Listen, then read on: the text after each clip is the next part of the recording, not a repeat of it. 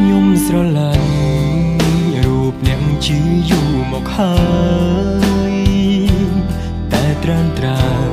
មិនដែលឆ្លើយពាក្យថាស្រឡាញ់យ៉ាងនេះក៏ដោយក៏ខ្ញុំមិនទាន់ចាញ់នៅស្រឡាញ់នៅតែតាមស្នេហ៍ស្រី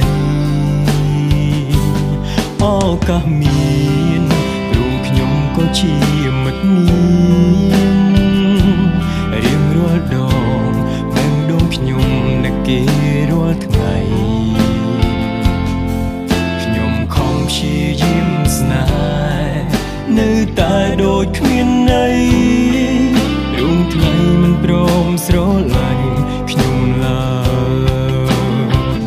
ហេតុតែគេមិនស្រឡាញ់គេមិនដែលគិតខ្វល់ប្រហែលចិត្តគេមានម្ចាំងហើយទុំយើងធ្វើល្អប៉ុណ្ណាក៏គេកូនតាយគេឲ្យត្រឹមតែក្តីឈឺផ្សា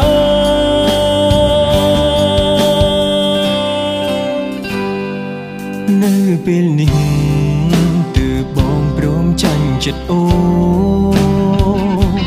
ជុំពោស្ងួនឲ្យបានសុខក្នុងរឿងស្នេហា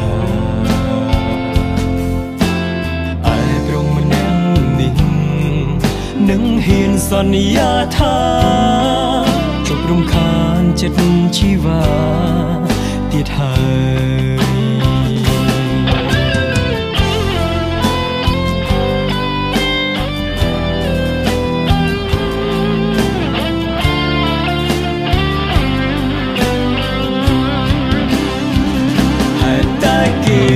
មិនស្រឡាញ់គេមិនដែលគិតខ្វល់ប្រហែលចិត្តគេមានម្ចាំងហើយទុំយើងធ្វើល្អប៉ុណ្ណាក៏គេកូនតាយគេឲ្យត្រឹមតែក្តីឈឺផ្សា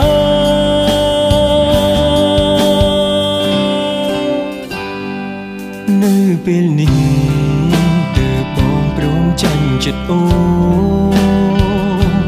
ជូនពោស្ងួនឲ្យបានសុខក្នុងរឿងស្នេហាឯព្រមម្នាក់នេះនឹងហ៊ានសន្យាថាជប់រំខានចិត្តជីវ៉ាទៀតហើយ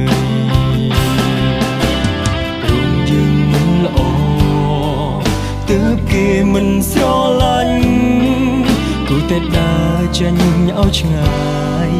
ពីគេ